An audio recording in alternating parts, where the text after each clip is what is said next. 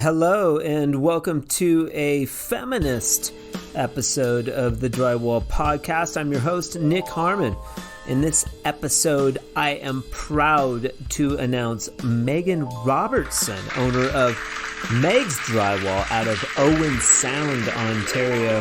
Meghan has a habit of saying yes and finds herself on several committees aimed at making her community better. We talk a bit about that stuff, but we also talk about how she started her own business in a male-dominated space. I had quit college, so we were out for dinner one night with his boss, and his boss said, I need workers. And I said, well, I hate my job. Can I try? And he actually said, well, you're a girl. You can't do it. Right. And I was like, what? No, I'm a girl. I can do anything. My parents told me I can do anything. You're a girl, you can't do it. Yeah, like, what do you mean? Men only. Sorry. So he gave me a chance and he told me if I could lift a box of mud, I was hired. Oh, brother. So I carried 25 boxes of mud up to the second story of a house. Stupid. And I started working from then. This month's podcasts are brought to you by Platformer Solutions. You can listen to me talk with Shane Larson about the Platformer on episode 16 of the Drywall Podcast. Don't sacrifice your life with knockoffs or 2x4s out of the dumpster. Go with the name that started it all, the Platformer. Ask your local distributor or order online at www.platformersolutions.com. In fact, if you order in the month of February and use promo code PODCAST, you can get $100 off your order. The Drywall Podcast is also brought to you by Fresco Harmony, making walls better since 2004. Now available at CSR Online. I'm excited for this episode of the Drywall Podcast. Meghan and I have a fantastic conversation, and I'm anxious for you to hear it on this, the 36th episode of the Drywall Podcast. Let's get into it. I'll bust a word like rubbish, too, that is totally English. But do they say rubbish? Do they say rubbish in Canada? Some do, yeah. Yep. I like rubbish. Yeah. But that's a soccer sort of reference. Yeah. Very British. Because, there's that European influence. They say for fuck's sake, and they say rubbish. I like both those. Yeah. But we've got Meghan Robertson of Meg's Drywall with us on the Drywall Podcast. And now we've gotten a little bit comfortable. So that's good. You're funny. I'm funny. I'll razz you a little bit about the the women's thing, but not too much, because my niece recently graduated from the University of Washington, and she is very much an activist for women's rights and these types of things as well. Yeah, it's important now. In construction, especially, we don't have enough staff. Like there aren't enough workers, and if we're not showing women we can do it, where do we get more workers from? Yeah. So I started out, we read through a little bit. Meghan was she's from Owen Sound, Ontario, and she was recently, would you say, featured in the Sun Times? Is that a feature article? Okay. Yeah. And the article is about powerful women in the community, women who make a difference. And so is this a weekly article? Monthly. Okay. So only 12 a year. There's only enough powerful women for 12 a year. I live in a small town, Oh, that's true. That's true too. Yeah. So inside of the article, there's a little bit here that I wanted to say about Meghan, that the article states. Meghan has participated on Owen Sound City committees such as Operations and Heritage Housing. She is currently on the Community Services Committee. She is on the board. There's a correction to that, actually. They actually just changed it, and I'm staying on the Operations Committee. You're staying on the Operations Committee. Okay, yeah. Good. How many extracurricular activities would you say you have currently, and are you spread too thin with those and your workload? 2. No, okay. Currently I have 2, and most of them happen at night. So it doesn't interfere with my day job. And if it did, I would probably put one aside because I don't like to stretch myself too thin. I have done that in the past. So. Yeah, I can tell because you are. I want to keep going here. She is on the board for the Makerspace program at the Sydenham campus, which provides support for students as creators and makers. She also recently ran for a city councilor position, and although that was not successful, she will try again because she's a go-getter. Meghan has participated on the Badiga Wad. That's a fun word to say, very hard to pronounce. Alliance board, and supports women's initiatives by being a guest speaker at the Elect. Her initiative to help women understand how to run in municipal elections. She also contributed by being a member of the Elect, her organizing group. So you were a founding member of this program, Elect. Tell me a little bit about that. You and some women got together and you were like, let's help women get more involved. 2 women came to me and asked if I wanted to be involved with it. And I absolutely said yes, because it's something close to my heart. And yeah, we teach women how to run and how to run it successfully, because there isn't really a booklet to tell you how to do it.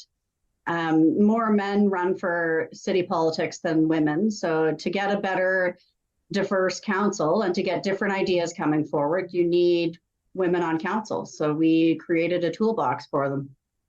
And you were telling me there's a difference between the politics in Canada versus the United States. For our United States listeners, please give us like a little bit of a difference between like state and, how that is organized. So in Canada, we have municipal politics, which is our cities. So they take care of the services for our cities. There are county politics too. So every city is in a county, and they fund the different cities in their county. And then there's provincial government, which gives money to all the provinces. So each province has its own budget and they fund healthcare and education and things like that. And then we have our federal government, which basically gives money to all the provinces so that they can fund their initiatives. Okay. Would you say, here's a challenging question. Would you say that Canada does it better than the United States? Oh, that's not a fair question. Okay. You have so many American listeners. No, I really don't. Not compared to Joe Rogan. Give me a break. I think yes, because our education and healthcare are free. Yeah. So instead of having to pay, we pay higher taxes than you. That's the thing. Okay. So in our taxes, we pay employment insurance. So if we have to go off work, the government gives us money to stay home.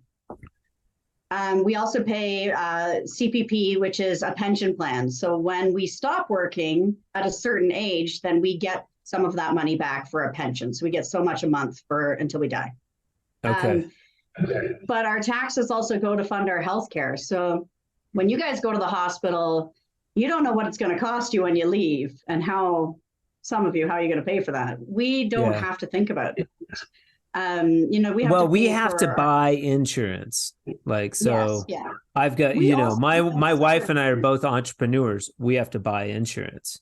If you want to be an entrepreneur in the United States, if you're working for a company, then you can get health insurance through that company. Yeah.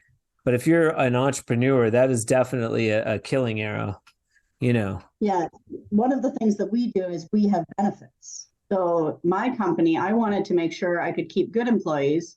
So I have benefits. So they have dental coverage and eye care coverage and pharmaceutical coverage. So, why do you want good employees? Well, everybody wants good employees. Yeah. You got to take care of your employees. I love the States. I've only been to so many, but Canada is so big and beautiful, and we have such a different, it's just so neat here. I can't complain. I love being Canadian. What's your favorite part about Canada? There is no favorite part. Like I've been out to the East Coast and it's just amazing. It's beautiful. I've been out to British Columbia where the mountains are, and like it's just spectacular what you see. And then even in my area, like we have ski hills about an hour away, and then we have beaches 30 minutes away. So we sort of have all seasons here. We get the best of every world. Cool. Are you a skier? No, not anymore. Not anymore? Well, I got to use my body for work. Yeah, we have a fun fact. Santa Fe is an hour and a half away from Albuquerque, and it's a fantastic ski mountain. Yeah, I've heard that actually. Yeah, 7,000 feet elevation. Yeah. So Albuquerque's at 5,000. We're pretty high up. A little balmy out there today. People think I live in like the desert, but it's, we get winters. Yeah. It's a high desert. What's that? Not like my winters. We're the third highest snowfall amount in Canada where I live. Oh, you get a bunch. Yeah. Yeah, we've already had 6 feet. It's come and gone. It's been a weird winter. You had 3 feet. You had a heavy one early on there. Yeah. And then we had a blizzard just on Christmas. That's kind of cool though, White Christmas, right?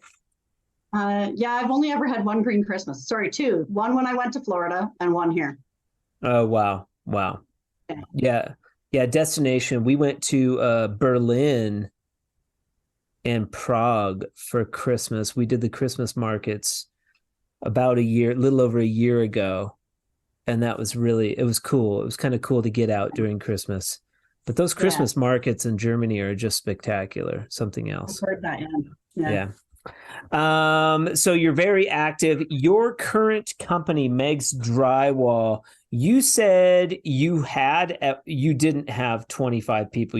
Meg's Drywall had 25 people at one time? Previous company. The previous company. What company was that, if you don't mind? Would you want me to just tell you the story? Do you want to have story time? It's a podcast. So we love stories. When I started drywalling, my then boyfriend, now current ex-husband, was drywalling. He decided that he needed to try something different. His friend's dad ran a company, so he went to work for them.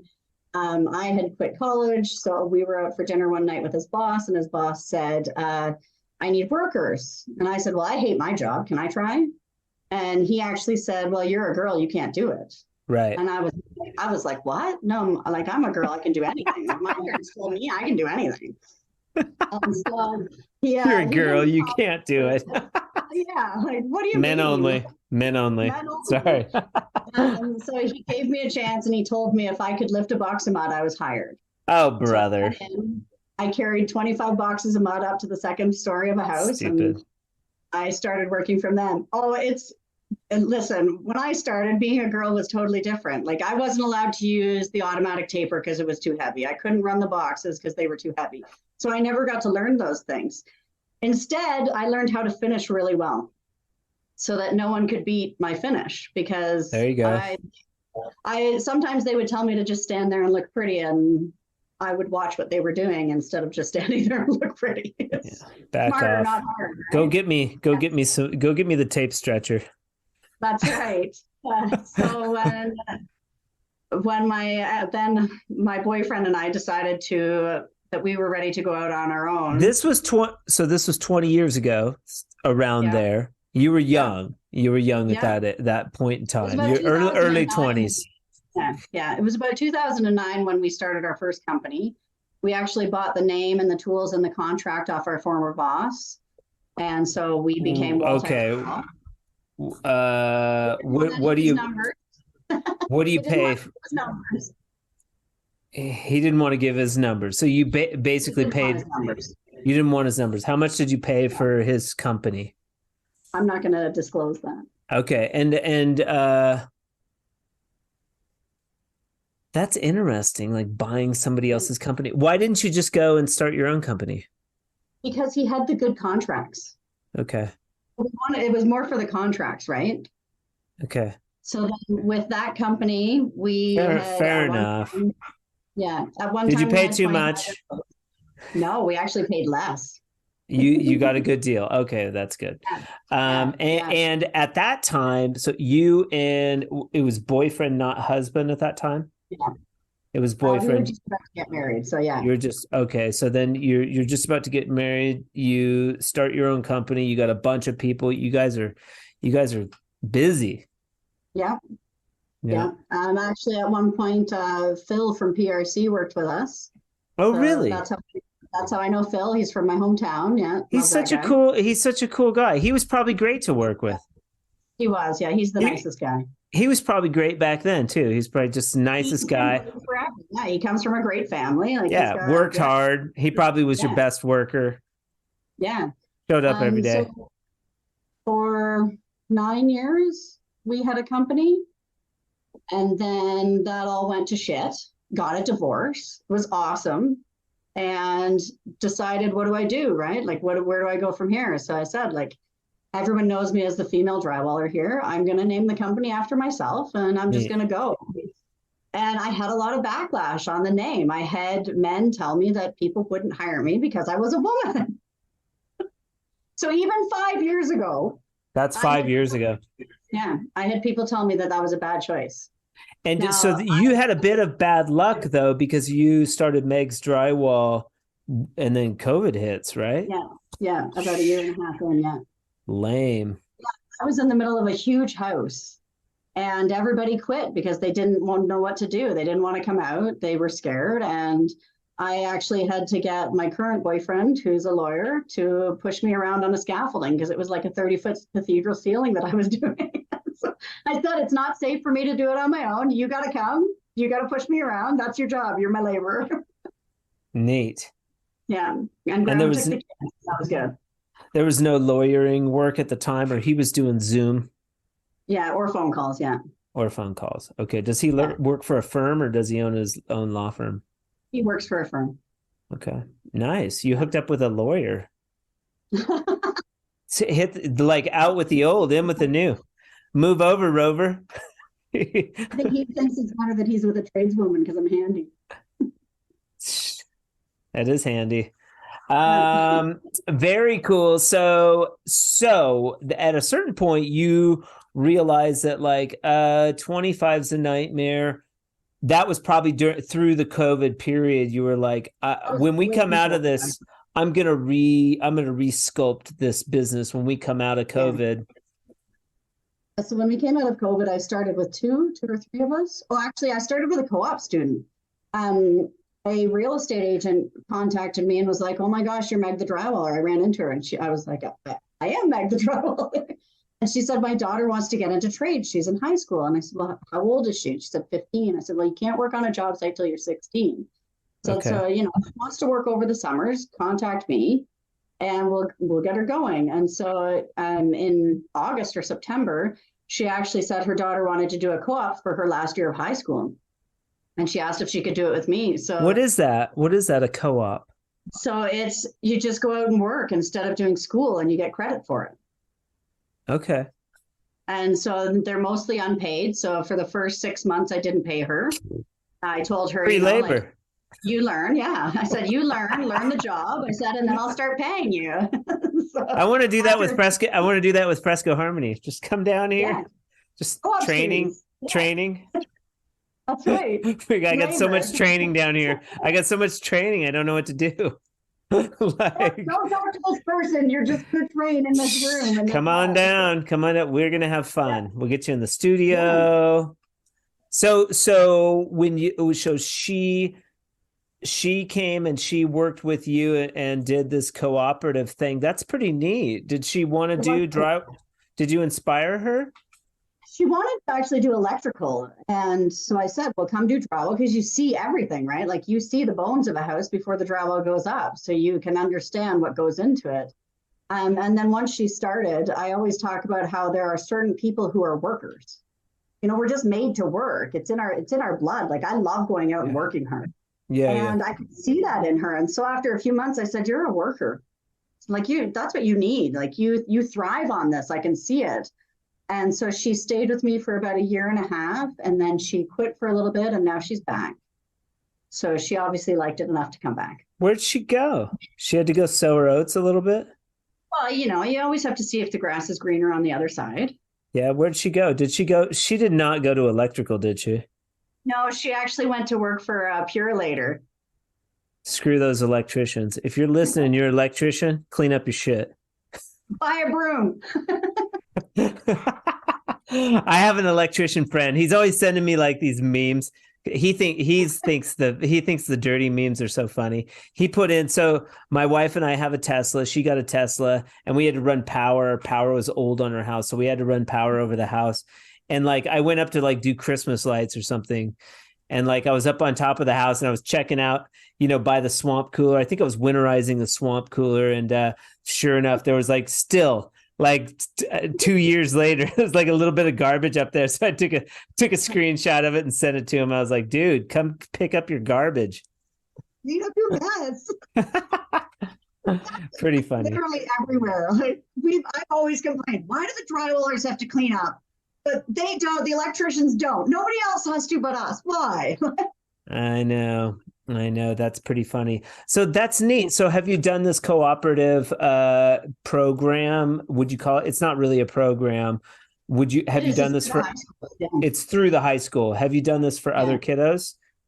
I have, and actually one of them just came back to work for me again. Oh, hell yeah. Because you're Meg and you're fun to work with, and they get to learn a kick-ass trade. And you're probably not telling them that they can't lift a bazooka. You're probably letting them run the damn tools. When I started out, it was like, oh no, get out of here, apprentice. Because now stop me if I'm wrong. Like a journeyman drywaller, the intrinsic, and maybe this is a subconscious thought. I don't want to train this apprentice how to do my job because then they're going to take my job. So I'm going to pretend like it's this real big deal. And I'm not going to show them as long as I can. And I started, the foreman was like that. It's like, what the fuck? It is, because your job would be easier if you just teach me. That's the best part. That foreman, one day, it was just him and I on a job and the trim carpenter was there. And the trim carpenter looked at him and said, she's going to be your boss one day. And he was like, no, she won't.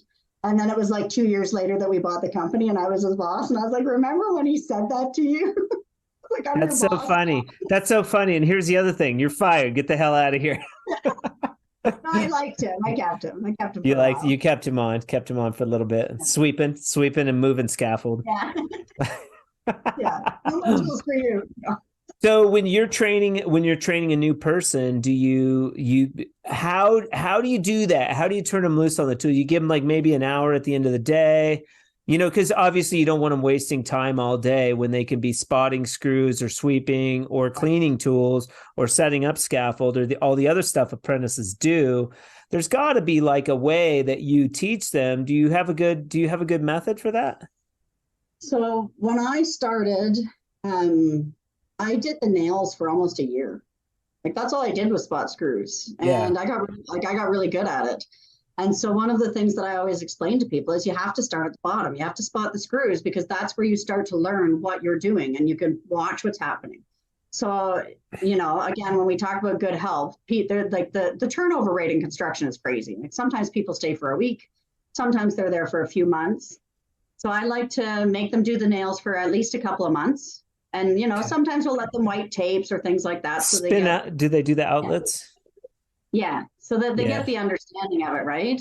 And then we start, you can wipe tapes after that. And then you roll and flush the angles. And then, we go step by step and let them run the box and things.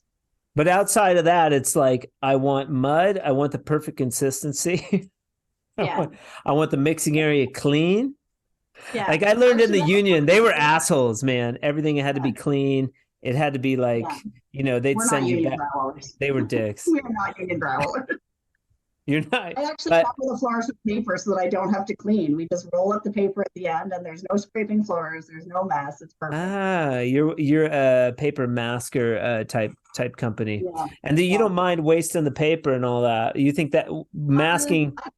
I don't like wasting the paper, but I don't like the strain on my back scraping floors and sweeping. Do you feel like the papering the floors is easier than not papering the floors? Yeah. You Yeah. do? Yeah. Okay. When we It's were in cleaner. when we did mobile homes, they would, one of the first things they did before the walls were even on the mobile homes, they would paper off all the floors.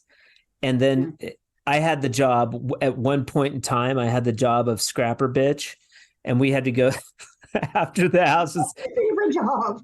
They called it scrapper. They called it scrapper bitch. And when you got done, when they got done spraying out the house with the spray texture, of course, because it's a mobile home. You don't do that, and I like that. You guys, then I would scrap out, like, the cabinets were covered, everything. We'd scrap out the whole house and take it to the dumpster. Yeah, that was a bad job. You had like one of those white suits, like, because just so messy. It was horrible. Yeah. You guys texture walls. I saw my running joke is that when I retire, I'm going to spend like 4 months of the year in Florida, and I just want to go down with my texture machine and texture all the walls. Like, yeah, I feel like it's a dream. Like, it gets a bad rap. It's my nemesis because Fresco Harmony goes over texture. I mean, part of my big selling point is, like, you can go over existing painted texture with Fresco Harmony, cover it up, make it look kind of like plaster. It's color joint compound, but, like, fuck that texture. Like, we don't need to have it. It's stupid. Yeah. There's just other methods. There's some decent hand textures, and I always found texturing to be fun. Like, and you didn't have to finish your walls as good, because you're smearing mud all over the top of it. Like, who cares? Yeah, that's a dream. That is the dream. Less sanding. Yeah, everything's smooth. Like, there's so much sanding. When someone tells me they want their ceiling textured, I'm like, yes, the ceiling's textured. And so what would be a typical texture for you guys up there? California knockdown's the big one now. The California knockdown. What does that mean? It's when you spray it on and then you knock it down and sort of smooth it out. Do you use smoothing blade, or do you use the pole with the knockdown blade? I have a knockdown knife, yeah. Okay. All right. Do you use those big blades? Do you like those? Yeah. Yeah. Especially wider bulkheads and things to make it a lot more square. Oh yeah. Yeah, and the big butts. Yeah, I do a lot of texture removal too. So that skimming the ceilings with those just makes it so much easier. If you're not making the wall level 5, you're removing texture to make it level 5. Yeah, the worst. That's funny. Worst. So there is some texturing if you have to remove texture sometimes. Yeah, they did. I think in the 70s, they did popcorn ceilings. Yeah. And then they moved on to crow's foot, where you use the brush that looks like this, right? And you stomp it. The crow's foot, and then they moved on to California knockdown. Yeah. I'm such a prima donna, Meg. I don't even like when they do the decorative, like, fan stuff. Like, I don't even like. I think that looks horrible, and maybe it's just me, because those posts go on Facebook and everybody's like, "Oh my God, that's amazing," and I'm just like, "Eh." People love it. I actually love the tree branch knockdown. You guys, it's all over the American Drywall things. Tree branch. So many people. Tree branch knockdown. It looks like branches on your ceiling. It's so cool. So I actually bought a roller and did it in my house to try it, because I thought, like, that's so different. Yeah. I want to learn all the new things. If somebody wants something different, then I can do it. Do you like it, the tree branch? Yeah, I love it. I think it's neat. I wouldn't want it in a whole room. Now, so here's what you could do. Here's what you do. You do your base coat with a color of Fresco Harmony, and with the same color, you do the tree branch over the top of that, and then you seal it. And then you seal it. And when you seal it, all those, like, because when the sealer's, like, heavy, it darkens. So where it sits on your trees, not only would it knock down your trees because you're troweling it out, where it sits in your voids on your trees, it would be, like, darker. It would look badass. Oh yeah. We're gonna have to learn that. Yeah, I'll come over. We'll do an accent wall. I want to go up to Columbia Tools and, like, play around with those guys and do some walls. Yeah. But before that, I'm coming up to maybe this will air before I'm up there, but I'm going to come up and do a training, and you have to come and play around. Okay. Yeah, that'll be a good one. And then you have a right-hand girl, Cindy? Yeah. Okay. And tell me about Cindy. How'd you hook up with Cindy? Is it just you two are the only girls? Or you're on the prowl for girls? I like to hire women. Yeah, it's 50-50. We're 50-50 right now. So I think that's pretty cool because that's not really normal. Cindy's my right-hand woman. I met her through a friend of mine and she started working with me. She had painted before, so she knew the next coat. And so once I started to show her how to do it, I was like, oh my God, this is a dream because you know what it's supposed to look like. I've heard too, and I've experienced. I got to work with a girl in Crested Butte and Cheryl. Before it was cool. We were all cool, so we didn't give her shit. She was cool. She went out drinking with us.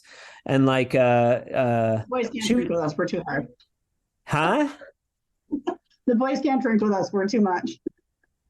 She outdrank me, that's for sure. She was, that she might still be alive. I don't know. But, she was good. But what I noticed about the girls was the I wouldn't call it a delicate touch, but a soft, artistic touch, more so than men. Yeah, and maybe that's a better way to say it. It's not delicate, but that's not a bad word, I think, to describe drywall. There are elements of drywall that are delicate. People want to grind on a corner bead. I learned there was a trick that I learned one time. I was running corner bead, just running it, putting it on, feathering my edge, taking it off, carving it out, humping it out, whatever. I didn't know. And finally, a journeyman guy, he was like looking at my knife. My knife had too much of a bow to it, but then he like gave me his knife. It was straighter. And he was like, you don't need to put any pressure. It's all blade angle. He's like, you lay one side on the metal and one side on the wall. And if your angle's right, you take off exactly the amount of mud you need to take off. That was such a revelation. It wasn't about pressure. It was just about blade angle. Actually, one of your first podcasts, you talked about mixing mud, and I laughed because everybody's like, well, how much water do you put in? I'm like, it depends on what it looks like. Like, what do you mean? I said, well, in Canada, we have, like, it gets cold. So in the winter, the boxes of mud are harder. They're more stiff. So you have to put more water. In the summer, it's totally different.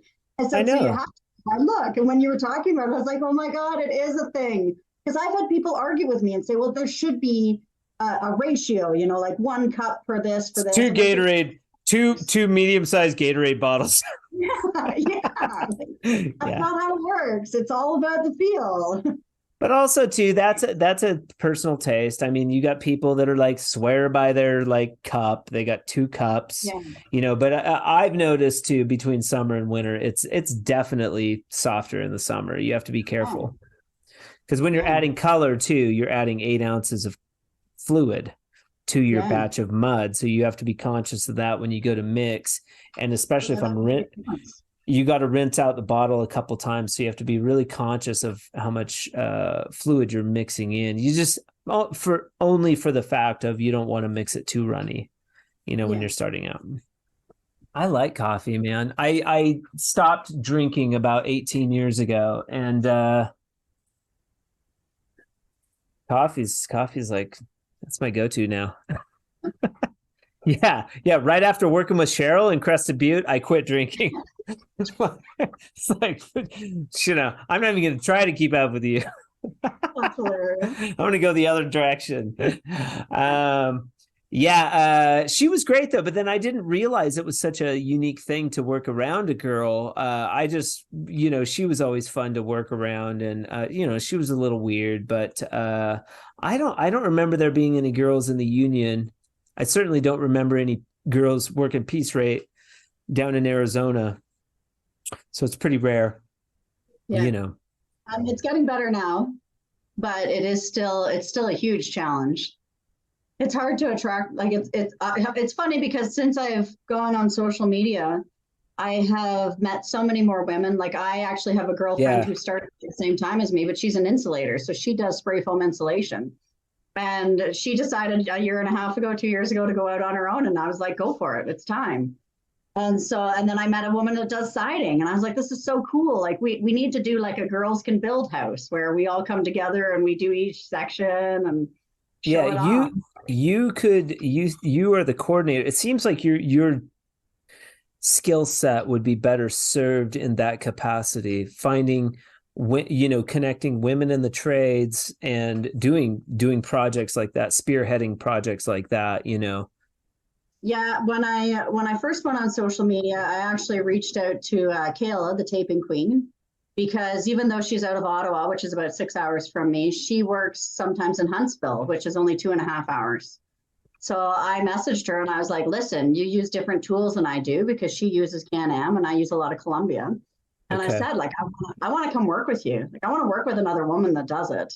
Right. And so when she was doing a house up there, she said, okay, come on out. So we got to work together and hung out, and it was pretty neat. It was a neat experience. I think I remember that. That wasn't too long ago. And you guys posted some pictures and stuff. Yeah.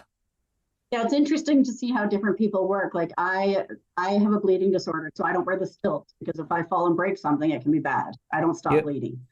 Oh, a bleeding disorder. What do they call that? When it's in men, it's hemophilia, but I have what it's called is von Willebrand's. So I don't wear the stilts just in case. They call it a different name for girls? Yeah, because it's on a different gene. That is crazy. It's different. Yeah. See, I thought I was going to go all day without learning a damn thing. Oh, no, you have to learn something new every day. It's hard. Kayla said, do you wear the stilts? And I said, no. And at first she was like, oh, she's not going to keep up with me. Yeah. And so I like throw that bench around like it's nobody's business. And I went up to her, okay, I'm done. And she was like, you are? I said, yeah, I told you I'm good at what I do. After she said, I honestly didn't think that you would keep up because you don't wear the stilts. And I said, no, I've learned to adapt. So I've learned to adapt myself fast in other ways. Well, you're kind of missing out, though. The stilts are kind of fun. If you're a drywaller. I've done it. Don't get me wrong. We all have to play on them. Like I have. You just have to be careful.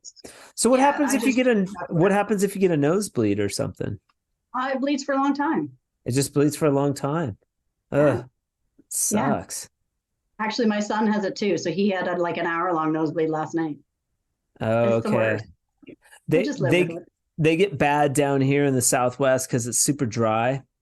Right. Yeah. And then being around mud, it affected my sinuses greatly. I had a nosebleed one time so bad that I had to go to the ER and have it cauterized. It lasted 4 hours. I thought I was going to die. I probably lost 2 quarts of mud or 2 quarts of blood. And I would never let them put that in my nose. That's the worst pain. Oh, yeah. That was a real deal. It was a real deal. Yeah, that's crazy. I haven't had one since it's been that bad, but my septum's all screwed up because of mud, being around the mud dries it out. Yeah. Yeah, but you couple that with a dry climate and it just it compounds it, but whatever, what are you going to do? I wear gloves when I work. Do you wear gloves? Off and on. I like to wear gloves now. I never used to. But I do like the feel of the mud. Like I like to be able to feel the work. So what kind of, I've always worn, I never tried the Rip It gloves or anything like that, but I wore packing gloves I really like with the ribs. Oh yeah, I like the Rip It gloves. They're nice. Yeah. Why do you, it seems like people are liking the Rip It gloves. They've got good branding going. Why do you like the Rip It? Do they breathe or do you get your hands get sweaty? I find they breathe better than the ones I get at the hardware store. Okay. I like the ones at the hardware store are just rubber on one side. The Rip It gloves actually have little grippies on them. Yeah. So I find it different. Like I like to run the taper with them on because I find it's easier if the taper gets muddy or wet at all, then you still have that grip.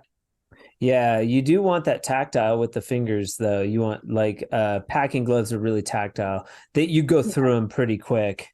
But I like being able to feel what I'm doing, very effective. And a lot of people don't wear gloves for that reason. Yeah. But it jacks your hands, like not wearing gloves. It's so bad on your hands. Yeah.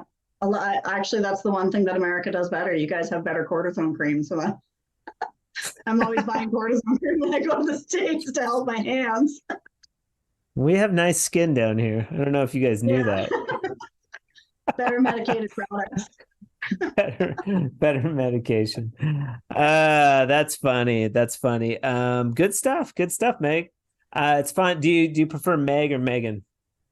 It's funny. I've always gone by Megan, and when I named my drywall company Meg, now I know who's calling me about work. The people who call me about work are like, "Hey, Meg." I'm like, "Oh, you need drywall." Okay, all right. And then, I met you at CSR, and you were down there. Now, you knew most of those characters at CSR. I knew a lot of them. Yeah. You knew Actually, a lot my old boss that day too. Not the ex-boyfriend or the old boss guy? Oh, the old boss, yeah. Or the ex-husband. How long have you been divorced for? 5 years now. 5 years. You got divorced, you were like, I'm Meg. You took your identity back. You're like, not only am I Meg, I'm Meg's Drywall. Yeah. Screw all you boys out there that think women can't do it. I'm going to start my own business. I'm not going to have 25 employees because that's a nightmare. I'm just going to have 6. And you guys are doing it all. You said you were hanging, finishing, and you transitioned. You used to sub out your hanging, but now you are doing that. Was that a tough transition? Yeah, I mean, it's hard to find good workers, and then trying to train people how to do it. Like I always have to say, the boarding, anyone can board. You just got to get it up. The tapers make it nice. Anyone can board, so just get it up, figure it out. Careful with that, Meg. We get board men on here, or board women. Probably not as many board women. Good boarders are a dime a dozen. Like if you have a good boarder, you keep them. I do a lot of jobs for homeowners where they're like, "Oh, I put the board on myself." It's like, "Oh no, yeah." Nothing, no bad things to boarders. If you're a good boarder, you are worth it. Yeah, but there are a lot of bad boarders too. Yeah, they're rare. They're tapers too. That's true. So was there a little bit of a learning curve, learning how to board, or did you have like a couple of dudes that like were good at it and could like bring the rest of the crew up? No, I actually like to hire people that don't know what they're doing. Find it easier because I like to do that. I find when you get somebody who's trained, they've been trained a certain way. There's so many different ways to drywall that they might not do it how you want. So I would rather train them one-on-one with my knowledge. Yeah, but drywall guys, they're really easy to change. They'll change the way they do it, right?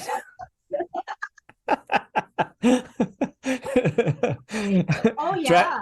Drywall guys are open. Drywall guys are open to new ideas. Yeah. They really love being told what to do by a woman. Especially if you're a woman and you tell a drywall guy who's been doing it for 20 years to do it a little differently, they'll listen, right? Oh yeah. That's the easiest thing. Yeah. But that's a good point though. As a woman, company owner, maybe, the younger people are more inclined to listen and do what then, not saying that somebody that's older that knows how to finish. I've had to say to people before, I'm not your wife. Don't talk to me that way. Sure. Like I've had to say that to employees. I'm not your wife. I'm not your girlfriend. You don't get to talk to me that way. I'm your boss. There's a difference. Yeah. In interviews, I've asked men, are you able to take orders from a woman? Because it's not an easy thing to do. Yeah. Even in a society where it's always been male dominant, right? So it is a change. Yeah. And some men can't do it. They just can't. They're not able to take orders from a woman. They get really offended, like your nagging wife. And no offense, I don't want to be your wife. Yeah. We're this is cohesive. That's a fine line though. Even if you're a male boss, that is a fine line because there's prima donnas. There's like, it's hard to navigate those waters of like, you know what? I like the way you're doing it, but here's some suggestions that might work. You might want to try, stop making it look shitty, dude. Those holes, they're not supposed to be there. It's supposed to be smooth. Yeah. That's a delicate balance. So have you, it seems like you're pretty good. This employee thing kind of interests me though. And you said it's 50-50. So you got 3 girls and 3 boys right now? Yeah. That's awesome. I'll bet you it is a really cool crew. It's really satisfying to me because it's something that's important. But it is really cool because we do just have fun. Like we have a lot of fun at work during the day. You have to. Yeah. I've worked on job sites where it's been miserable. Yeah. I love homeowners that are like, we love having you in our house. All you do is laugh and have fun and sing all day. Like, yeah. That's how you get the job done. Like we enjoy it. And I'll tell you that I'll take it one step farther too. And this is Fresco Harmony. I have 1 employee.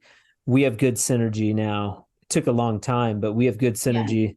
Yeah. I line him up. He knocks them down. I do damage control. We have our roles, and it works really well. But there's a thing on the job, and I don't know if this is true for you. When you get a lot of resistance from the client, they're watching over you the whole time. There's nervousness around doing a good job. They're constantly talking to you about what you're doing and how you're doing it. Doesn't matter. You're going to do it the way you do it. Shit's going to get finished one way or another.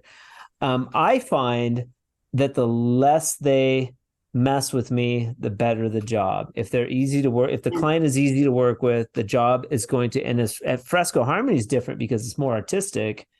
Like, get the fuck away from me. Like, it's going to, the less you mess with us, the better it's going to look. Just like, go away. Finally, you have different stages, right? So we 10-inch, 12-inch skim.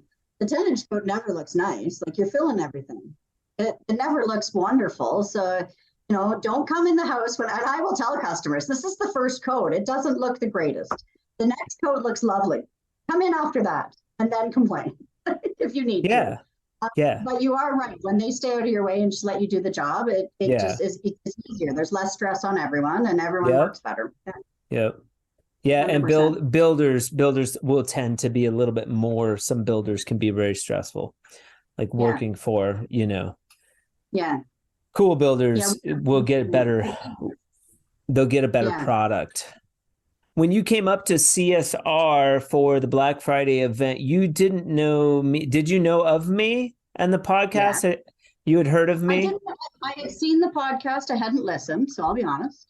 Yeah, I absolutely have followed your Fresco Harmony because I think it's super cool what you did. Especially because when my mom and dad built their house, my mom did a Venetian plaster in her bathroom. Okay. And I was like, oh, that's neat. And so I showed her your stuff and she was like, this looks exactly like what I did. And I said, yeah, but look at how he does it. And that looks easier than what I did. I thought, it's pretty easy. It doesn't quite look like, Venetian plaster. It's weird, because there's there's like different types of, there's veneer and there's like all these different types of plaster. There's a really good article by Rob Knight on Walls and Ceilings magazine about the differences, the plaster differences. If somebody is inclined, it doesn't look exact. It has its own thing, but it's it's easy. That's kind of the idea. She liked it. I've been watching you. So, okay. All right, cool. I've been watching you too. We all voyeur each other and it's like, I wish I had as many likes as Meg, whatever. She's a girl. And I'll give you girls that. Like, all you got to shake a tail feather. You got like 8,000 likes, so you've got that going for you. A guy, I mean, we got to work at it. You want likes on Instagram as a male, you got to work because nobody gives a shit. The guys don't want to watch the other guys work. No. But you hadn't heard the podcast, but then after that, maybe did you listen, or wasn't until like I was like, Meg, I want you to be on the show, and we organized a time? No, I started listening right away. You started listening? And I started listening right away, and it sucked me right in because I want to be buds with all the drywall people. Like, I love listening to your show because I think I want to hang out with all these guys. Like, we all have the same sort of stories, but in different contexts. So I think it's really cool. And it's, that's a good way to, that's what it's done for me too. Like, I started out just like, it was just kind of an idea. Like, I thought there would be more fighting. You know? Oh, I didn't know. You should have told me. I would have put my boxing gloves on. I know. We haven't disagreed once. No, like, but you did say you're kind of rare. For a lot of the Canadians just go on Instagram. You go on Facebook as well, and you check out the groups. That's like those are dangerous waters for female and for anyone. I was just actually telling my partner about the police officer memes. It's like, listen, this page is full of this thing. I had to Google what the officer did so that I could learn what happened. She was having sex or something with. Yeah. Okay. I disagree with all the men because I think good for you, girl. You got it. Yeah, like, okay, so this poor girl's getting like, because she's had sex, like, I guarantee there's thousands of men who've had sex with multiple partners within the force, and it's not getting the press that this poor girl's getting for like going and getting some tail. That's right. Like, good. Give me a break. She got it.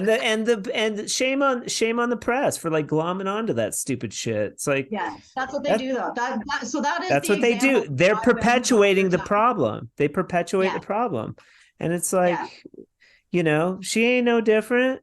She ain't no different than some guy. When you're in the tradeswomen pages and you see the things that they post and the discussions, like there's a lot of discussion about how to deal with things on job sites and how to deal with the sexual harassment and the things. Wait a second. Let me stop you right there. There's women's pages? There are women's drywall pages. There are women's tradeswomen pages. What are they? What's your they're not going to let you in. You're a dude. Do you have to be a woman? I think so. I don't know. I don't look over the pages. So. Maybe the Drywall podcast could sneak in like as a press. I'm like press. Yeah. I got my press badge. I come in this is just research. Listen, there's a Women in Trades Canada. There's a Women in Trades. There's an Ontario Women in Trades. Like there are lots of tradeswomen pages, but they're completely different than the men's pages because the men's pages are all jokes and all those things. And actually talking about the issues that they deal with. Okay. All right. So it might be more appropriate for men to not be in there, like weighing in on how they think women aren't oppressed. I mean, women are more so like, this is like camaraderie. Yeah. So for our women audience that's listening, what, like you named off a couple, are they all Canada or is there like some heavier, is there drywall women's pages? I mean, those. I'm not sure if there's actually a drywall women's one because I haven't looked that up, but the Women in Trades one is more in the States than in Canada. All right. Well, you and Kayla need to get on that shit and make a drywall women's page. You got a whole gaggle of you girls out there. Now, I was listening to Brawley's dad podcast with the Gilbert's taping girl. She was talking about drywall this morning. I was checking it out. It's pretty good. Oh, I'll have to listen to that one. Yeah. She seems really sweet. And, she was talking about the challenges of the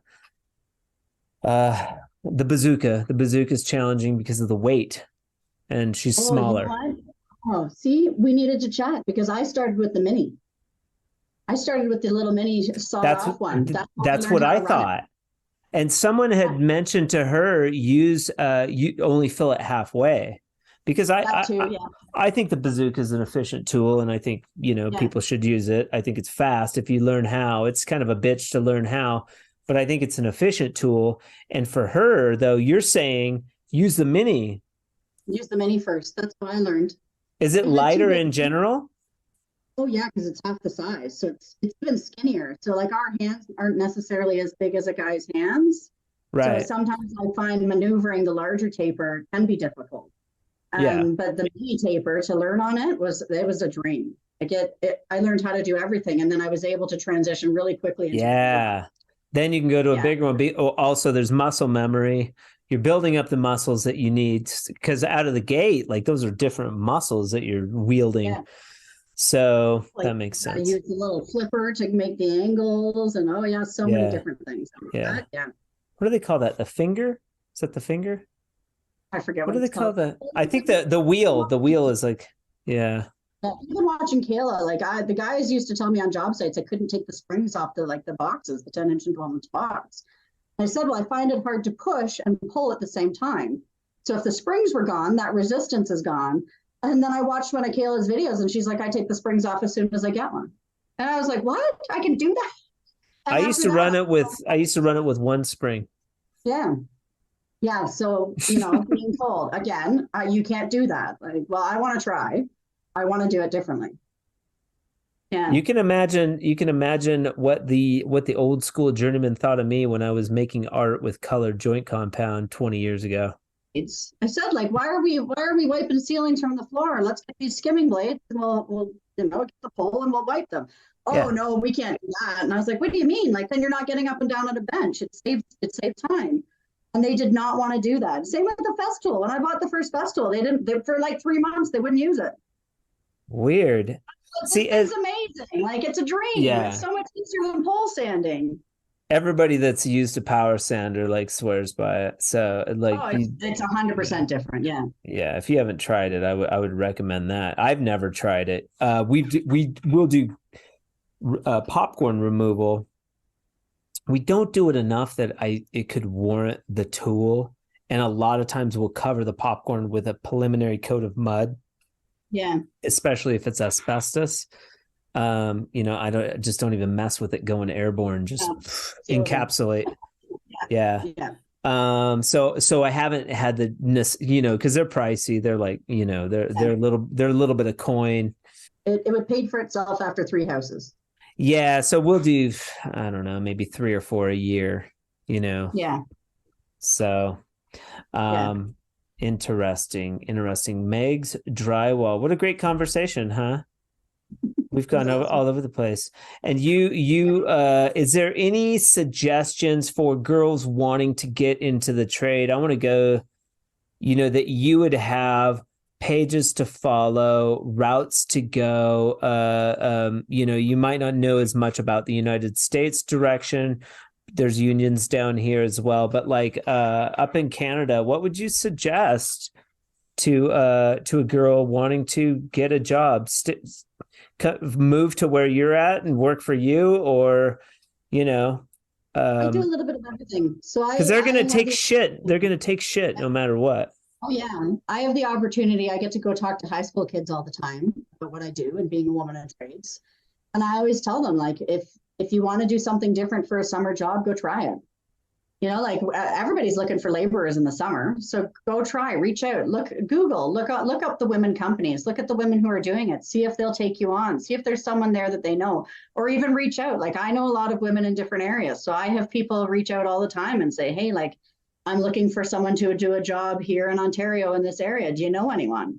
And I think, oh yeah, I know Christy's down in Hamilton area, and I know Kayla's in Ottawa Renfrew. So I'm like, here, go with these people, Okay. But I would just tell them, just reach out. Like, most people are going to give you a try, and if they're not, they might know someone that will. Yeah, and don't if they're douchebags, move on, because not all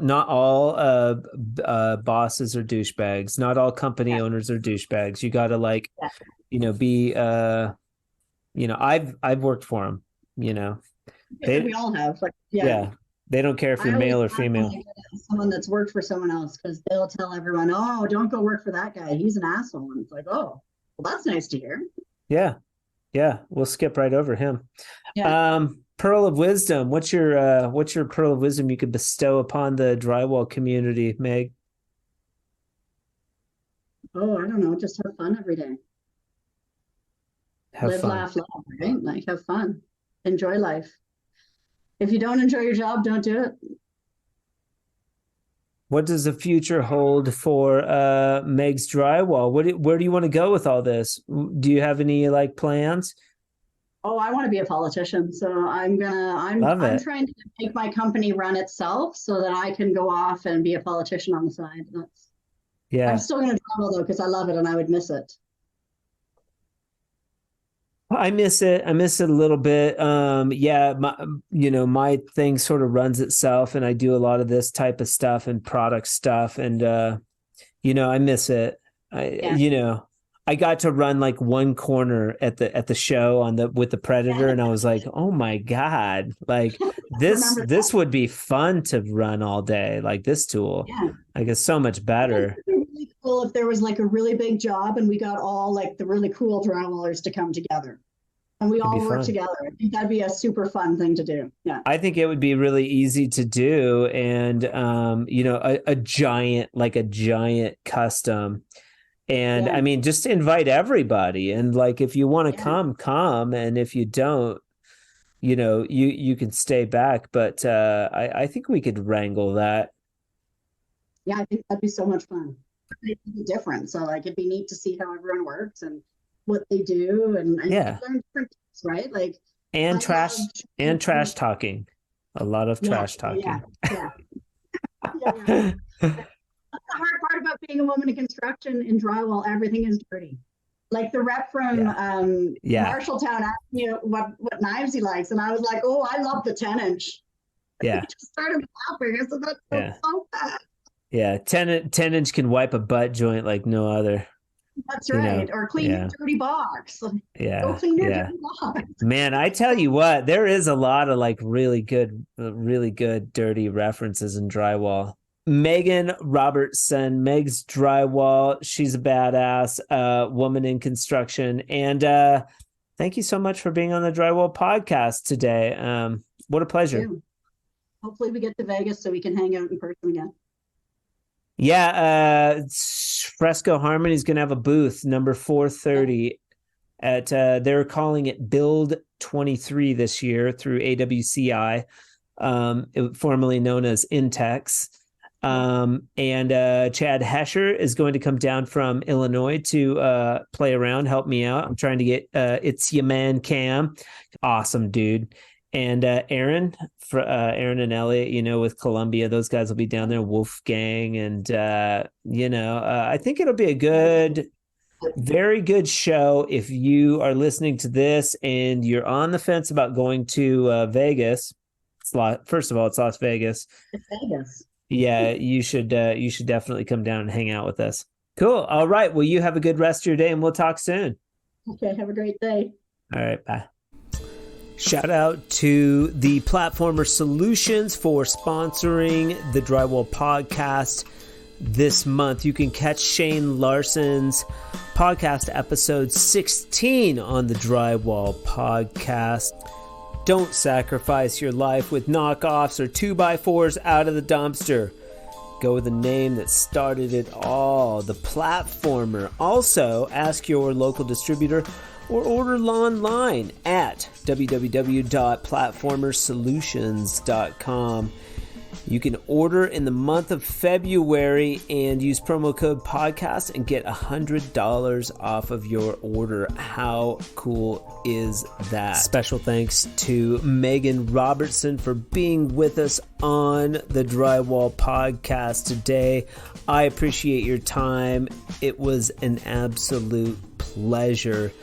The Drywall Podcast is brought to you by Fresco Harmony, making walls better since 2004. Now you can get Fresco Harmony at CSR location in Toronto and also online at CSR's online shops. Be sure to tune into the Drywall Podcast every Friday for a new episode. Next week we have Royce Lennox and Stephen Brown with the three-way on the show. That's going to be awesome. Until then, I hope you guys have a fantastic weekend. And remember, keep drywalling.